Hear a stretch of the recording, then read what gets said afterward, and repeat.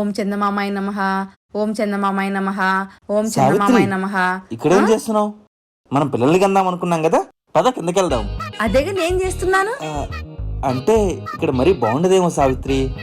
అయ్యో అది కాదండి, చందమామ దయతో చందమామ లాంటి అబ్బాయిని కందామని దేవుని ప్రార్థిస్తున్నాను. ఏం మాట్లాడుతున్నావు సావిత్రి? అవునండి, యూట్యూబ్ లో చెప్పారు. రోజుల పాటు ఆ చంద్రుడిని రాత్రి 12 నుంచి 1 గంట దాకా ప్రార్థిస్తే చందమామ లాంటి కొడుకు పుట్టాడంటండి. మీరు ఇక్కడి నుంచి వెళ్ళండి ఫస్ట్.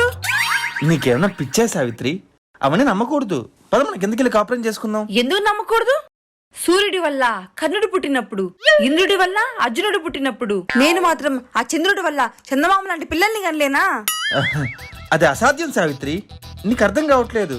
ఫస్ట్ మనం కిందకి వెళ్దాం పదా. అంటే నేను పతివ్రతను కాదా? మా ఇంట్లో వాళ్ళు సావిత్రి అని పేరు పెట్టినందుకు ఆ సతీ సావిత్రి కంటే గొప్ప పతివ్రతను నిరూపించుకునేంత వరకు నేను ఇక్కడి నుంచి ప్రార్థిస్తూ ఉంటాను. సావిత్రి పద. ముట్టుకోకండి, ముట్టుకోకండి, దయచేసి వెళ్ళండి మీరు. ఓం చందమామాయ నమః. ఓం చందమామాయ నమః. ఓం చందమామాయ నమః. ఎంత అదృష్టవంతున్నో నాకే తెలియట్లేదు. ఓం చందమామాయ నమః. సావిత్రి సావిత్రి దేవుడా, సూపర్. ఒక మంచి బిడ్డను ప్రసాదించు నాకు.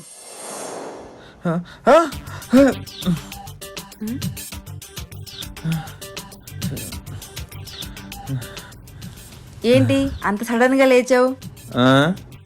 ఒక కళ వచ్చిందిలే. ఏం కల? అదొక పేడ కళ. అయినా అస్సలు జరగని కళ కళగా రావడం అంటే ఇదేనేమో.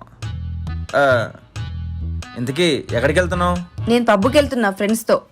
ఓ, ఫ్రెండ్స్తో పబ్కి వెళ్తున్నావా? ఎస్.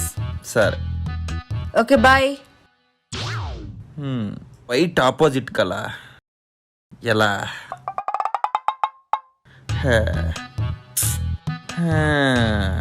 ఇలాంటి పీడకల్లో రాకూడదు.